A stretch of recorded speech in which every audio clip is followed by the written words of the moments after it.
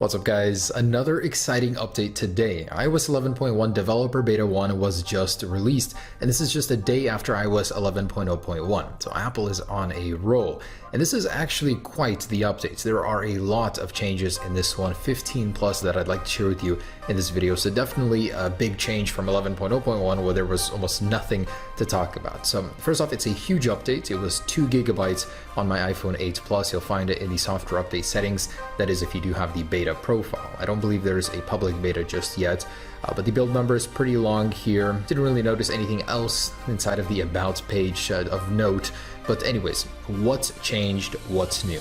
Let's start with the lock screen. So first thing you'll notice after first off opening this guy is that the unlock animation is a little bit different. So let's try that again. It slides up just a little bit faster and a little bit differently. It's hard to catch. I'm gonna slow the video down for you guys just so you can see that. But 1, 2, 3, one more.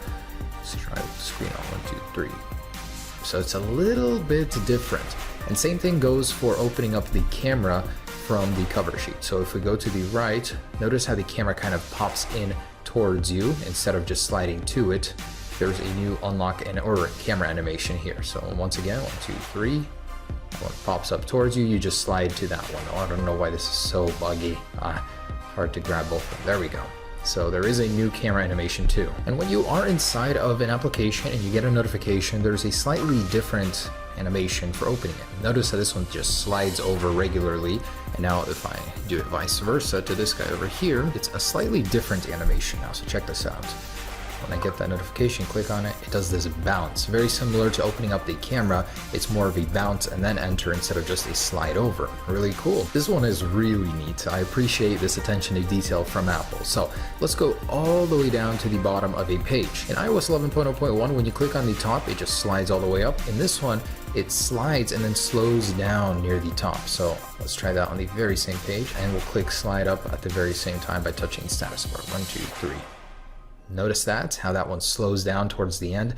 It's a very subtle but refined animation. I really like that. In iBooks, this is one thing that I saw that Apple overlooked. All of these app icons on the bottom, they don't really match up with the new theme. In iOS 11.1 beta though, Apple has just updated them to match the new bolder theme inside of iOS 11. Now in iOS 11.1, you will be getting more suggestions for emojis. Instead, where you used to only have 1 emoji suggestion, now you will have a number of 3, which is awesome. So there's more to choose from. You don't have to go digging through the emojis, as you'll have more presented to you here. And for whatever reason, on the lock screen, when you get an incorrect attempt for the passcode, there's no longer any haptic feedback on iOS 11.1, so Apple did remove that. It's not a change that I like. Now inside of accessibility in the assistive touch menu, there have been quite a few changes here. So I'm sure that this is in an attempt to make it easier to adjust to the iPhone 10 and the no home button thing, but over here you'll notice several new options.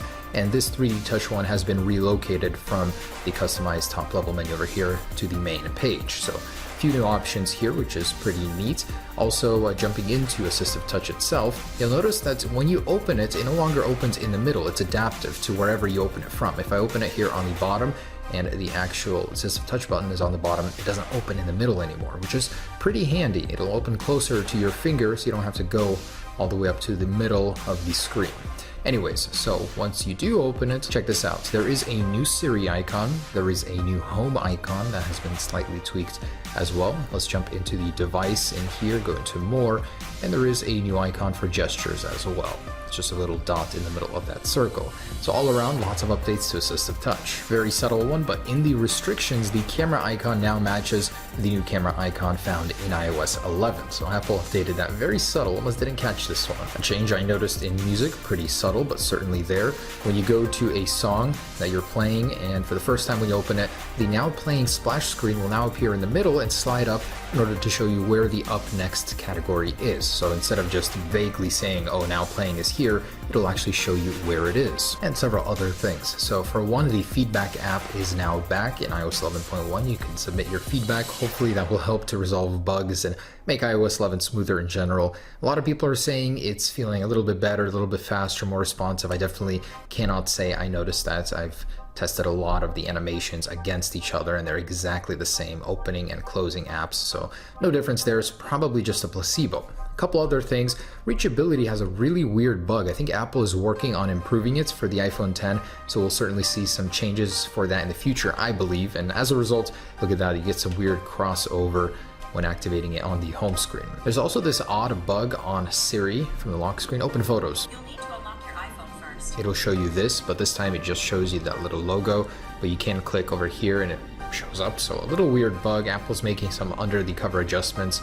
In future betas, I'm sure that will be fixed. Alright, features wise, that is just about it. Still no sign of Apple Pay via messages or syncing via iCloud of messages. Also, the 3D touch gesture for the app switcher is nowhere to be present. Maybe it will come in a future version of 11.1, and this is the firmware that for sure the iPhone 10 will ship with, or at least beyond 11.1, that is. Anyways, I just want to do a Geekbench real quick, show you guys the numbers here. Don't really expect much variation, but always good to double check. All right, and that's what I got for iOS 11.1. Not too far off from 11.0.1 on this guy here. So there it is, guys, iOS 11.1 beta. Stay tuned for future versions of this. Quite a significant upgrade, much better than 11.0.1 that is. So I hope you guys enjoyed it, and stay tuned for more. Peace.